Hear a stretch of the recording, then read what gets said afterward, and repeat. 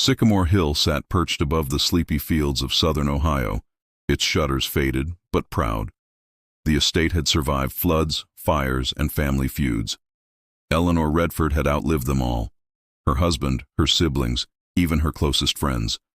At 81, she ruled the Redford legacy from her antique dining table, hand-carved walnut and cruelly long. On this particular Sunday, the table was dressed with heirloom china and flickering candles, as if it knew this gathering would not.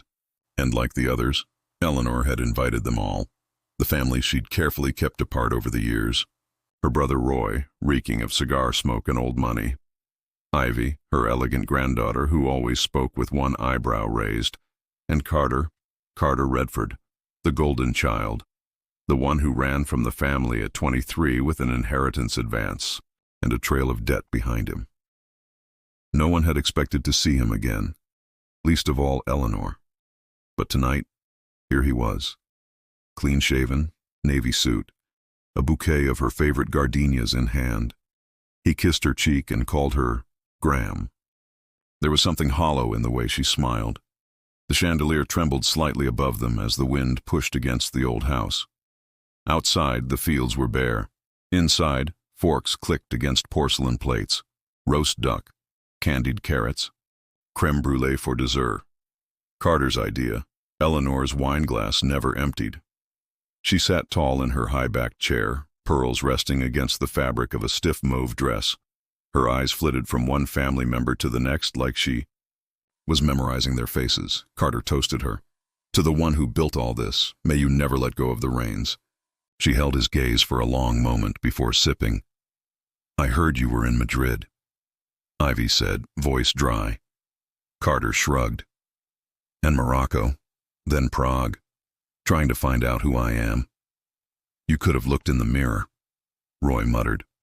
Eleanor cut in gently. He's here now, that's what matters.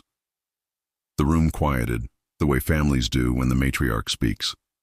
Carter's smile didn't reach his eyes. He leaned in toward her.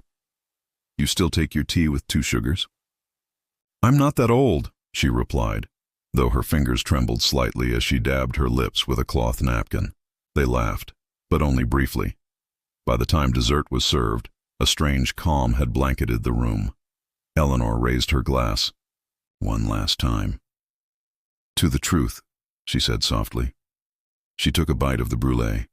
The caramel cracked like ice beneath the spoon.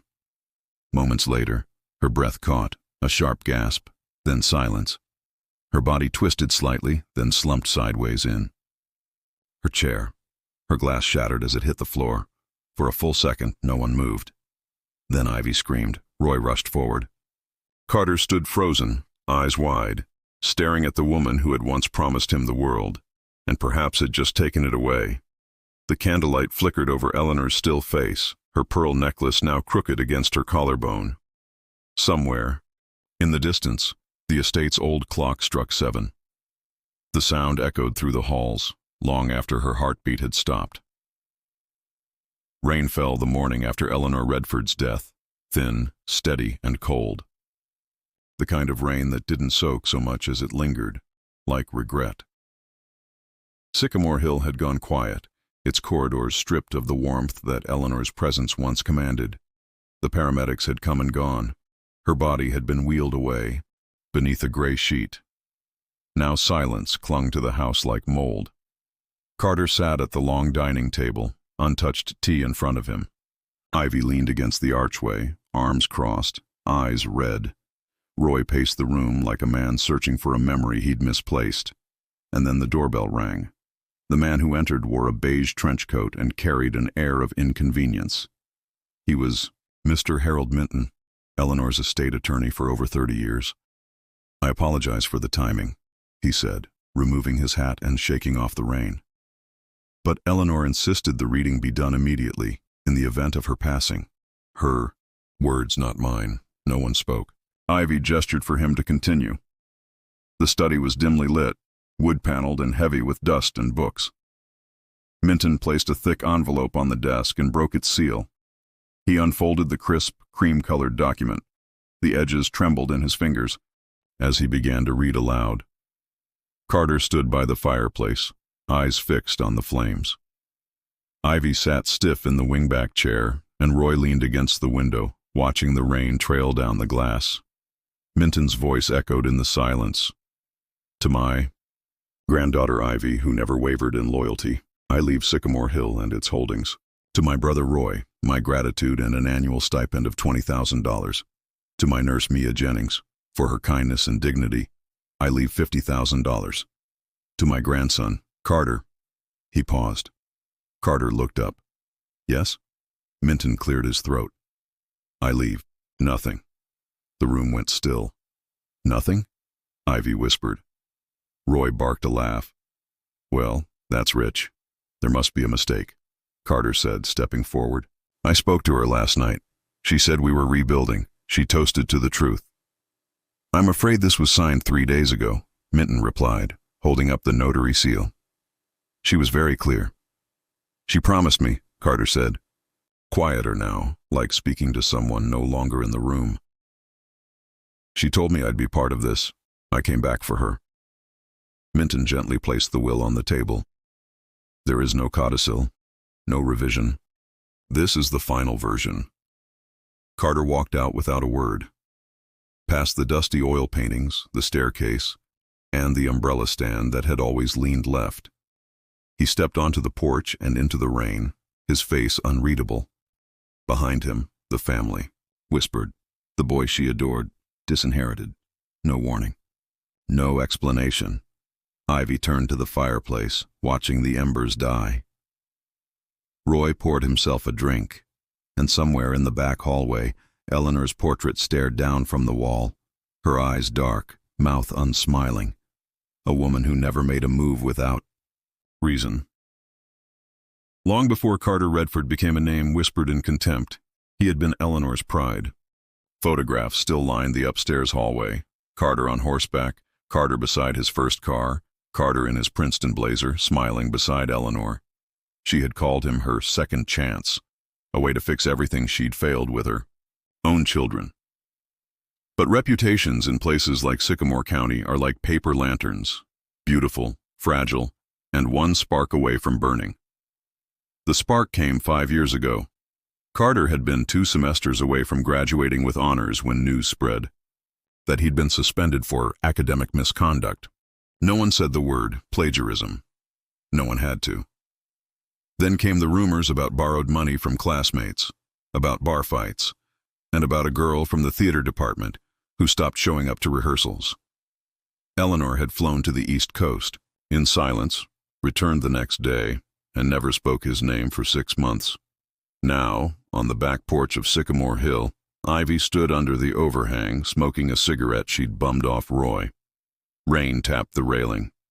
The air was thick with rot and memory.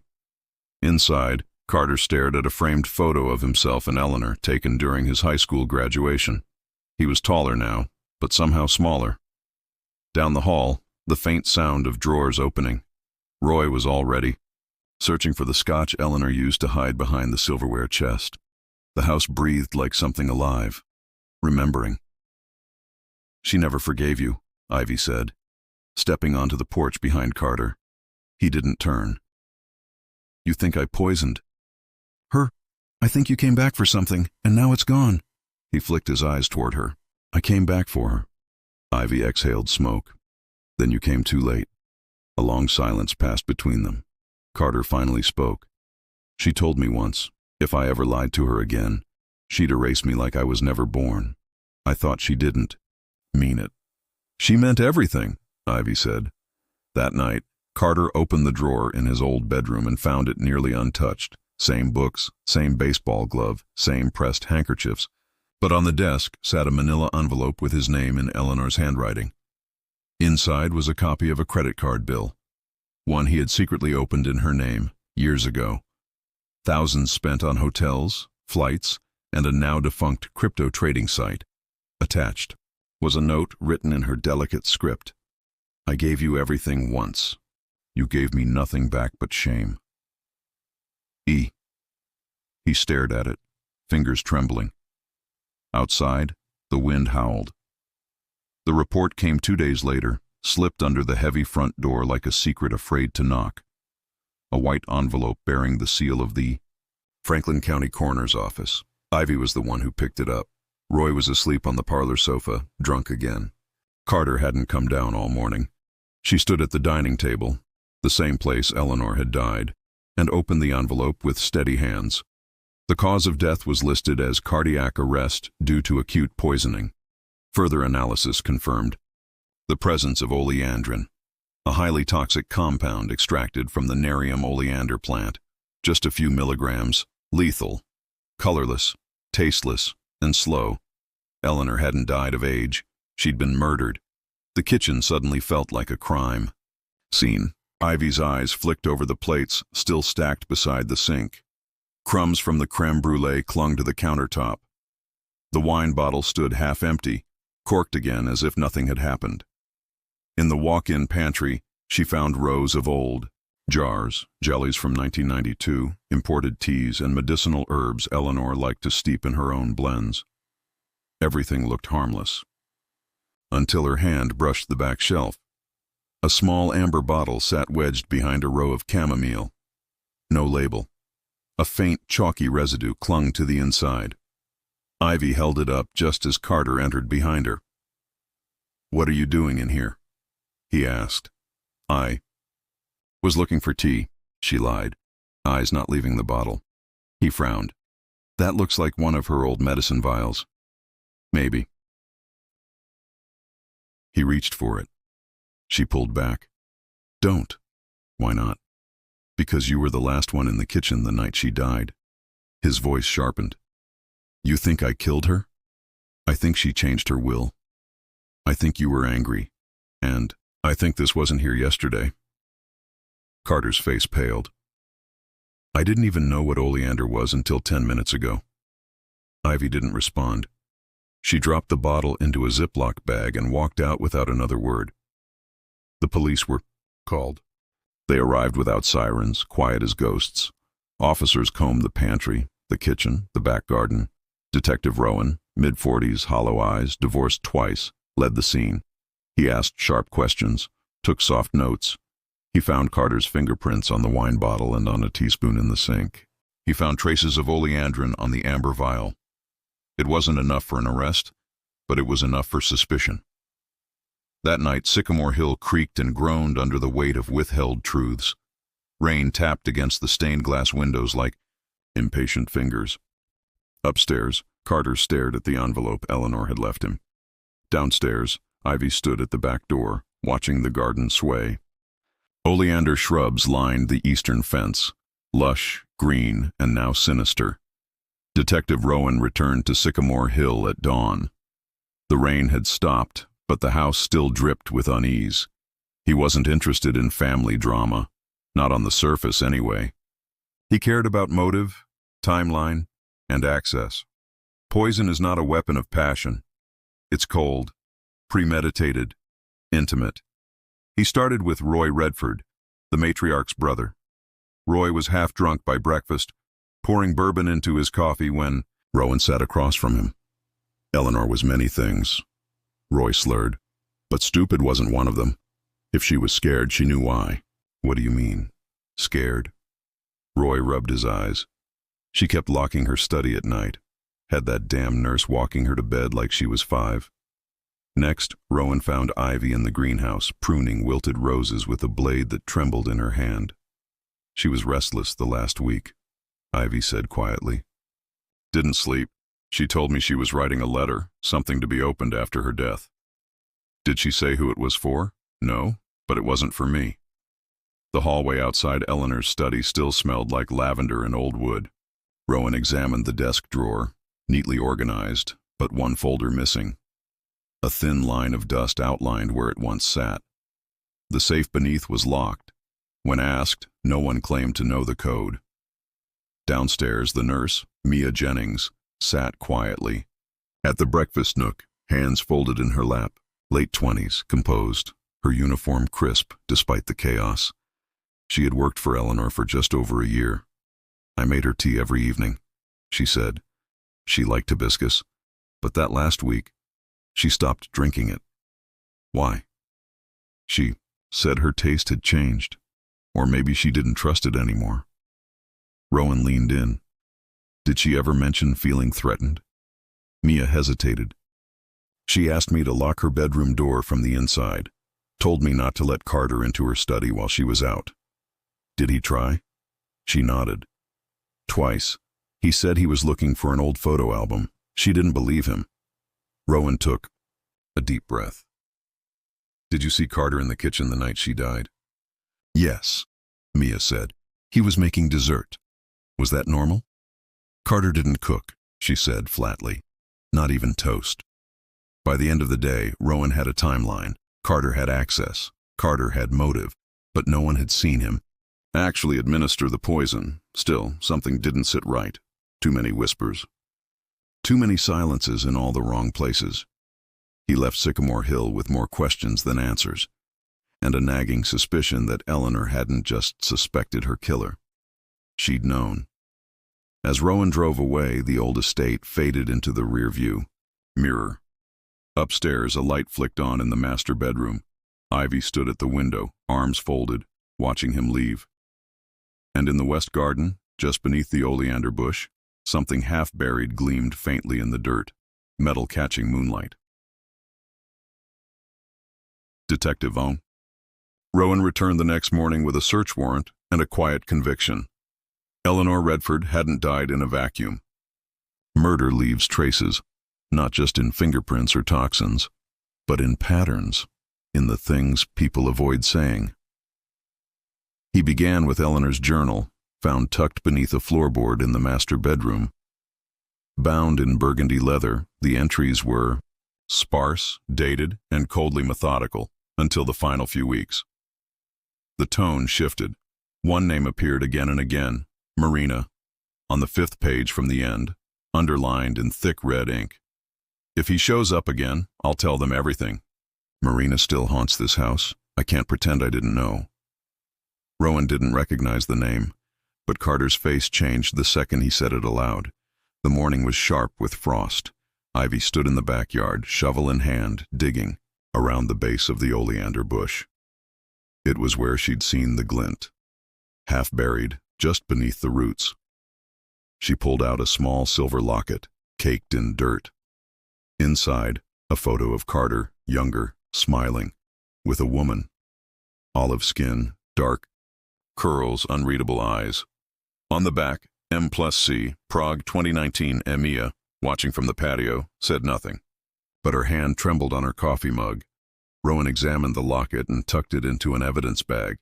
The name Marina was now more than a ghost. What happened to her? Rowan asked Carter that afternoon, dropping the bag on the table. Between them, Carter barely looked at it. We broke up. Why is her name in your grandmother's journal? Because she hated her, he said flatly. That's not an answer. Carter exhaled hard. Marina was complicated. We were in Prague. Things got out of control. There was an argument. She left. I didn't follow. I never saw her again. Did you report her missing? No. Why not? Because I didn't kill her. Rowan stared. That wasn't the question I asked. The official record showed Marina Leos disappeared in Prague in late 2019. No body, no witness, no charges filed. But 2 months later, Carter returned to the U.S. quietly and moved through 3 cities in under a year. Eleanor had hired a private investigator. Bank records confirmed it. The final report was never submitted, but the check cleared. Rowan now had a missing woman, a suspicious will, and a grandmother terrified enough to rewrite her legacy. The noose was tightening, but still, the last knot was missing. That night, Ivy flipped through Eleanor's journal again. On the very last page, written in pencil, barely legible beneath an old water stain, the past always returns. Carter thinks I don't remember what I saw that night, but I do. The kitchen at Sycamore Hill was old but modernized. Security. Cameras had been installed after a break-in 5 years ago. The family had long forgotten they even existed. But Detective Rowan hadn't. With a court order in hand, Rowan reviewed the footage from the night of Eleanor's death. Most of it was mundane. Pots boiling, oven timers chirping, shadows moving across tiled floors. But at 7:02 p.m., Carter entered the frame. He was alone, wearing gloves. The footage showed him pulling a small ramekin dish from the fridge. Creme brulee. He set it down. Stirred something into the custard. Not much, barely a pinch. Then he blowtorched the top, caramelizing it to a perfect crackling finish. Eleanor had finished every bite. No one else had touched it. The security footage flickered with a faint blue hue. In the corner of the frame, the flame from the blowtorch danced like a candle. Carter moved methodically, almost rehearsed. He didn't flinch, didn't hesitate. Behind him, the kitchen clock ticked quietly. When he exited, he wiped the counter twice. Once for crumbs. Once, Rowan suspected, for prints. That same torch now sat in a drawer beside the stove, uncleaned. A light dusting of powder was found on its nozzle. The lab confirmed the presence of oleandrin residue. Rowan faced Carter in the library. The screen paused on the image of him plating the dessert. "You cooked for her," Rowan said. Carter shrugged. "She liked creme brulee." "You don't cook. Mia told us that.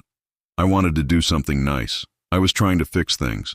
You wore gloves. You wiped the counter. You didn't eat any of it yourself. That doesn't prove anything." Rowan's voice lowered. "You knew she cut you from the will?" "I didn't know until after she died. She changed it 3 days before. You were here. You argued." Carter's jaw clenched. "You think I poisoned my grandmother over money?" "I think you came here expecting forgiveness," Rowan said. "And when you didn't get it, you gave her something else instead." Later that night, Ivy sat on the back porch, Eleanor's journal in her lap. She stared at the moon, pale and detached, and wondered how many lies a family could survive before it cracked entirely. She remembered Carter's toast, to the truth, and how Eleanor had raised her glass without looking at him. In retrospect, it hadn't been a celebration. It had been a warning. In the kitchen, Mia stood silently over the now empty ramekin dish, washed and drying by the sink. She picked it up, turned it in her hands, and whispered, "She never finished dessert before." She placed the dish back, down, right where it had been served, under the ghost of the chandelier. Eleanor Redford had always kept her files where no one thought to look, between the pages of history books. Detective Rowan found the manila folder tucked into a hollowed-out copy of the Federalist Papers, its spine cracked with age. Inside, notarized letters, forged land deeds, and one grainy photograph of Carter standing beside a county official. The document suggested Carter had attempted to sell off part of the Redford estate months before returning to Ohio, land still legally in Eleanor's name. The dates matched. The forgery was clean, almost professional, but the signature, Eleanor's, was off, just slightly, enough for her to notice, enough to betray him. Rowan spread the papers out across the study desk like a crime scene. It wasn't just about money anymore. It was about intent. The kind of intent that makes a woman rewrite her will 3 days before her death. In the upper right corner of one page, she had scribbled in pencil, "He thinks I won't find out, but I always do." Upstairs, Ivy read the final entries in Eleanor's journal, the handwriting increasingly erratic. She saw the words Marina, liar, betrayal, garden, all jumbled into half-finished thoughts. The journal stopped mid-sentence. At the bottom of the last page, Eleanor had written just 4 words. "I see him clearly." Ivy's fingers trembled as she closed the book. Later that afternoon, Rowan called Carter back into the study. "You tried to sell your grandmother's land," Rowan said, laying the forged deed in front of him. "Did you really think she wouldn't notice?" Carter's lips parted, but no sound came out. His hands fidgeted in his lap. "She confronted you, didn't she? That's why you argued." "I didn't poison her," Carter said softly. "But you lied. You forged her signature. You planned to take what wasn't yours. I needed the money. You needed her dead." Carter's face twisted, not in anger, but in shame. "She told me I embarrassed the family," he said. Said I turned her name into a joke, but I was the family. The rest of them. He waved vaguely toward the hallway. They were leeches. I was her legacy. Rowan leaned in. And what did she say when you told her that? Carter's voice broke. She said, legacies don't need to steal. Rowan stood and walked to the window. The garden below was overgrown now, the oleander blooming wild along the stone path. Beautiful. Deadly. Carter remained in the chair, shoulders hunched. A broken air in a house full of ghosts. In the hallway, Ivy listened from behind the door. She didn't cry, didn't gasp. She just stood there, fists clenched, remembering every summer she had spent chasing Carter across those fields, thinking they were the same kind of broken. Later, Rowan handed the file to the county prosecutor.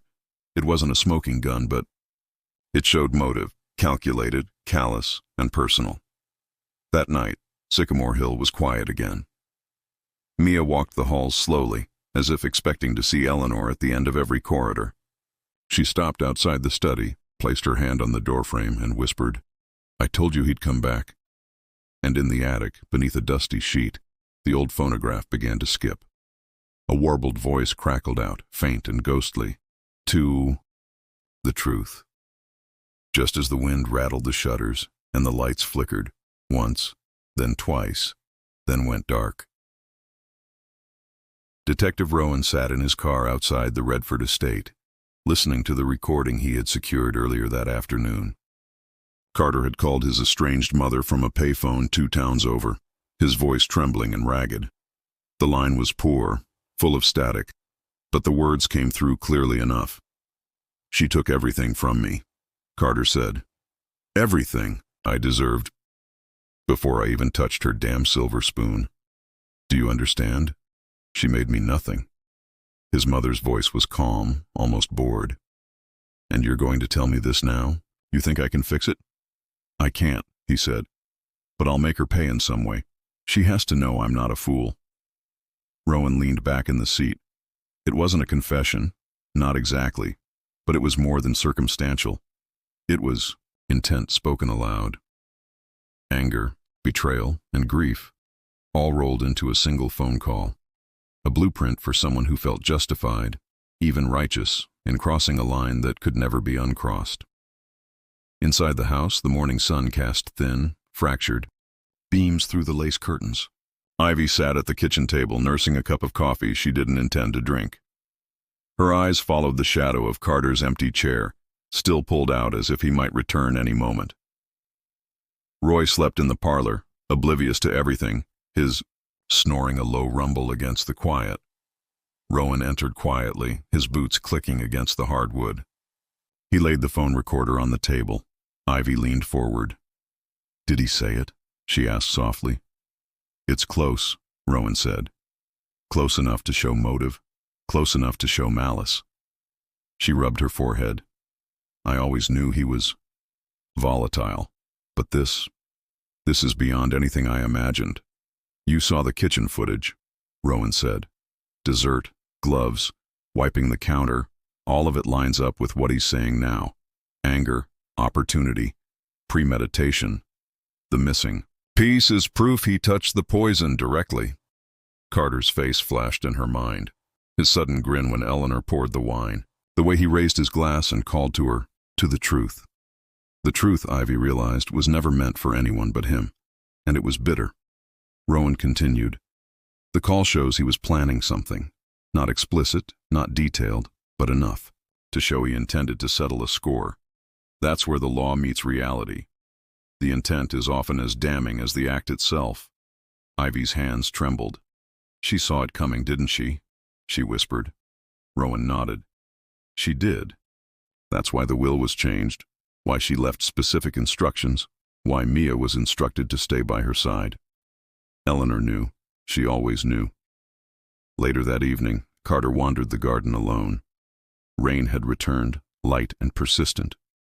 His reflection shimmered in the puddles along the stone path, distorted and broken. The oleander bushes bent under the weight of water, their flowers bright against the gray. He crouched and pressed his fingers against the wet earth, imagining it was someone else, someone he could blame for every mistake. He stood, and for a moment, the house behind him seemed to shiver, as though Eleanor herself were watching. Inside, Ivy and Rowan reviewed the call again. Every phrase, every hesitation was another step closer to a timeline. Every syllable whispered the same question. Had Carter's grief and rage become deadly enough to cross the ultimate line? The house was silent, save for the rain tapping the windows, a constant cold heartbeat. Somewhere, a grandfather clock chimed the hour, hollow and accusing, as if counting down the moments until the truth could no longer hide behind silence. The day of Eleanor Redford's funeral arrived gray and overcast, the kind of sky that seemed to press down on the hills of Sycamore County like a weight of judgment. The estate's long driveway was lined with black SUVs, their engines idling, punctuating the tense quiet. Media crews had gathered on the edge of the property, cameras trained on the Redford family, who moved like reluctant actors on a stage they had never auditioned for. Inside the parlor, Ivy adjusted the black ribbon around her wrist for the third time, ignoring the whispers and sideways glances from distant cousins she barely recognized. Roy sipped whiskey from a flask hidden inside his coat pocket, muttering to himself about the scandal and the cameras, as if the entire world had conspired to mock him. Carter arrived last, stepping out of a car with a neutral expression, though. His hands betrayed him, trembling ever so slightly as he held the funeral program. Detective Rowan remained on the outskirts, observing, silent and calculating. He had seen this all before, families fraying at the edges, public appearances masking private chaos. But there was something particularly combustible here. Carter had motive, opportunity, and the subtle traces of guilt that only someone intimately close to a victim could carry.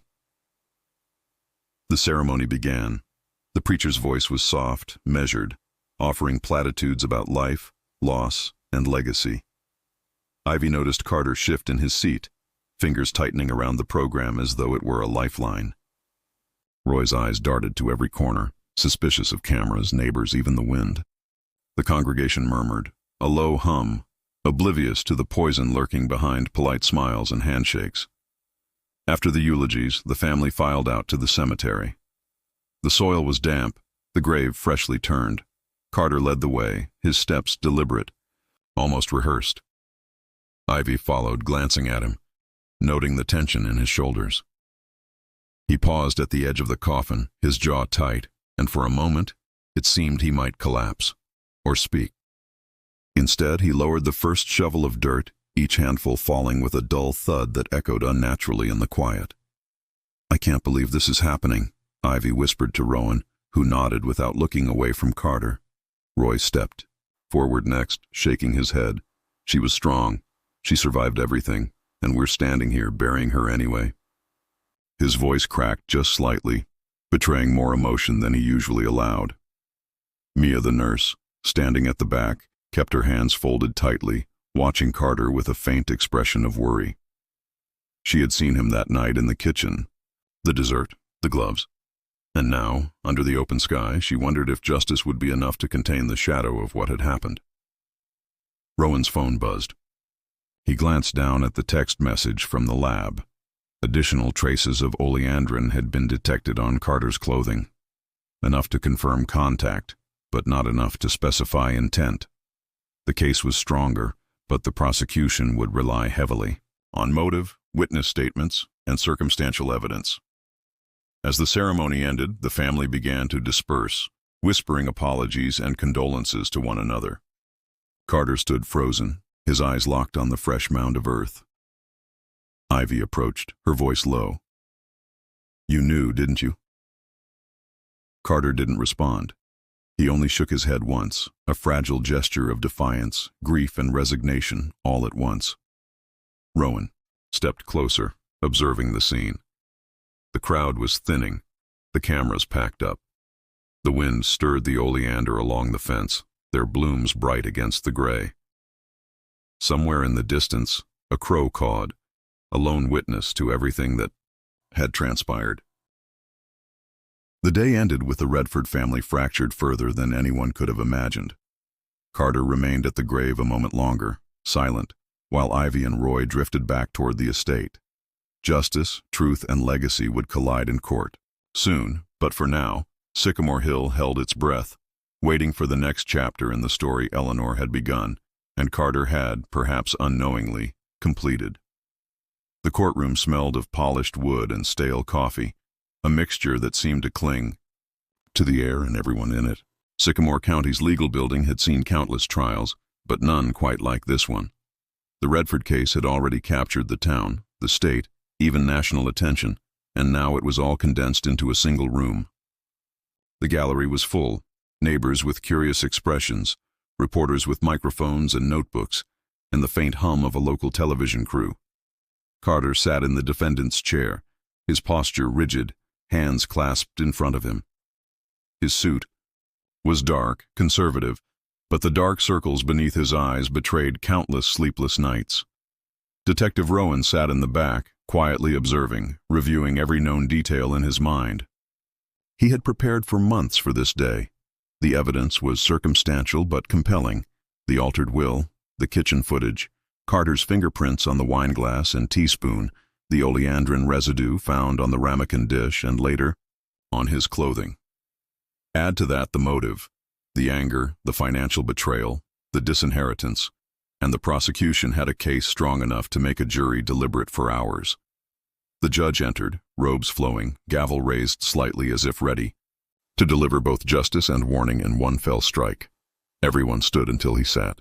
Carter's lawyer, a slick man with silver hair and an almost perpetual smirk, whispered reassurances into his ear, but Carter barely heard him. His mind replayed that night, the flames from the blowtorch, Eleanor raising her glass, her eyes, meeting his for a fraction of a second. Almost a warning, almost an invitation, almost a judgment. The prosecution began with opening statements, their voice calm but firm, detailing Eleanor's final days, her sudden disinheritance of Carter, her concerns over forged deeds, and the meticulous planning that had gone into her will. They painted a picture of a matriarch aware of betrayal, a grandson aware of entitlement, and a family unraveling in quiet chaos. They emphasized opportunity and premeditation. Carter's access to the kitchen, the gloves, the wiping of surfaces, and the precise addition of poison into the creme brulee he had prepared. Rowan watched Carter's hands tighten, his lips pressed together as the prosecution described the laboratory confirmation of oleandrin, a deadly toxin derived from the oleander plant. The words echoed in the courtroom. Colorless, tasteless, lethal. Carter's eyes flickered toward the gallery, toward Ivy, seated quietly beside Mia Jennings. Her expression was unreadable, a mix of grief, shock, and disbelief. She did not meet his gaze. The defense countered with strategy. Carter lacked intent, they claimed. He had prepared dessert as an act of reconciliation, a peace offering. He did not administer poison knowingly. The residue could have come from cross-contamination, they argued, from contact with the plants in the garden or remnants on utensils. He had returned to Ohio expecting warmth, forgiveness, perhaps restoration of his standing. The will had been changed, yes, but murder, they said, was a leap too far without direct evidence. Rowan listened, noting the subtle cracks in Carter's demeanor. He had heard the testimony from Mia and Ivy countless times. Their statements had been measured, careful, precise. But the weight of implication pressed on every word.